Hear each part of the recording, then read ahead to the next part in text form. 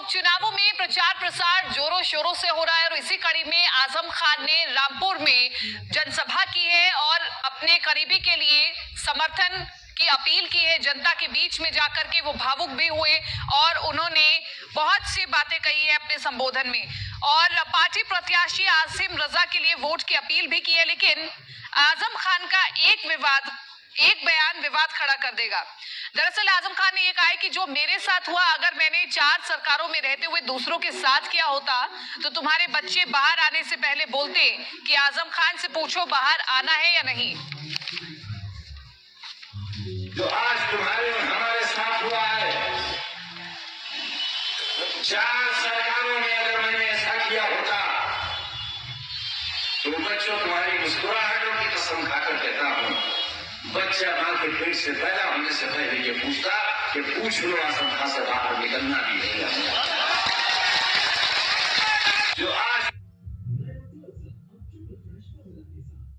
जो मेरे साथ हुआ, अगर मैंने 4 सरकारों में रहते हुए दूसरों के साथ किया होता तो तुम्हारे बच्चे बाहर आने से पहले बोलते कि आजम खान से पूछो बाहर आना है या नहीं। और ये ऐसा पहली बार नहीं है जब आजम खान ने इस प्रकार की भाषा का इस्तेमाल किया हो। उनकी भाषा में दिखता है कि कितना अहंकार और किस प्रकार से वो चुनौती देते हैं मौजूदा सरकार को और अपने बयानों में वो कुछ कह जाते हैं जो विवादों में आ जाता है।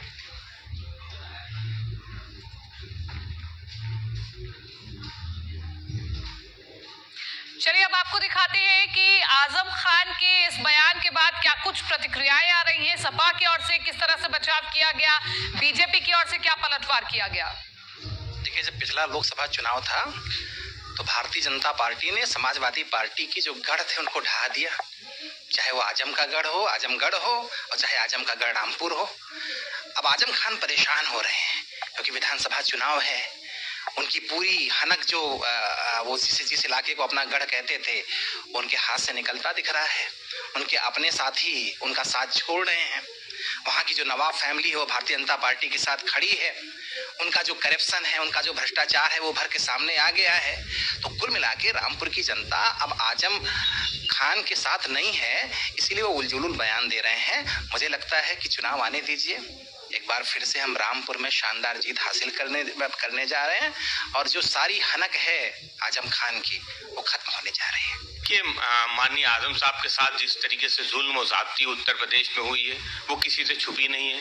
देश की सबसे बड़ी अदालत ने माननीय आजम साहब को जमानत देते हुए भी उत्तर प्रदेश सरकार पे सख्त टिप्पणी की थी।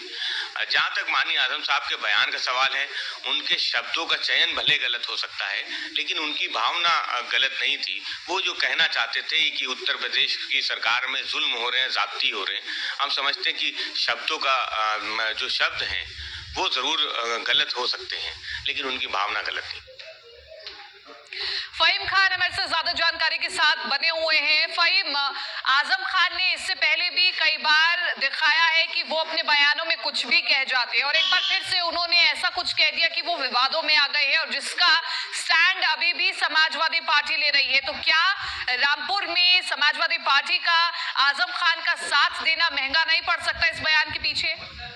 जी, मैं आपको बता दूं कि विवादित बयानों के बादशाह आजम खान का एक बयान बवाल खड़े कर रहा है और उनका जो ये बयान है कि बच्चा पैदा होने से पहले पूछता कि आजम खान से पूछ लो कि निकलना है या नहीं, ये अपने आप में एक बहुत बड़ा बयान है जिससे एक नई बहस तो छिड़ी है, इससे विवाद खड़ा हो गया है।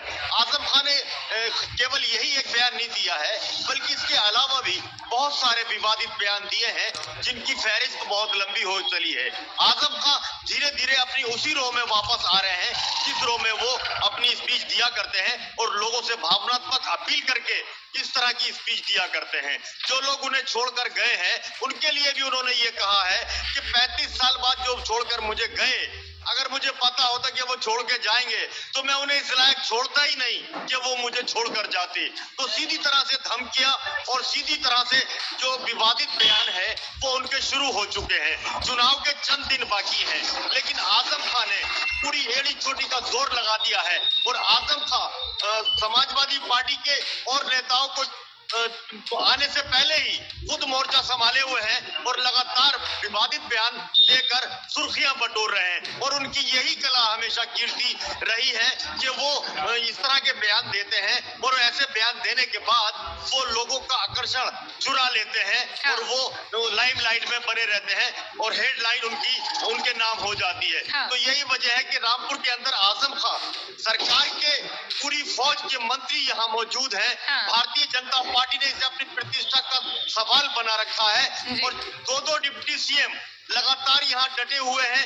और उसके बाद मुख्यमंत्री योगी आदित्यनाथ भी यहाँ पहुंचेंगे और पहुंचने के बाद लोगों से, जनता से अपील करेंगे। तो अखिलेश यादव अगले दिन यानी कि 3 दिसंबर को यहाँ पहुंचेंगे। तो आजम खां का इस टाइम जो रूप है वो देखने को मिल रहा है और रौद्र रूप जो है आजम खां का, ये अभी और देखिएगा। बहरहाल ये रौद्र रूप उनके लिए कैसा होगा, भविष्य में क्या रिजल्ट लेकर के आएगा, जनता के ऊपर कितना असर पड़ेगा, ये बहुत बड़ी बात है। फाइम, शुक्रिया तमाम इस जानकारी के लिए और बातचीत के लिए। इसी के साथ साथ आगे बढ़ रहे, बात करें अगली खबर की, क्योंकि इस उपचुनाव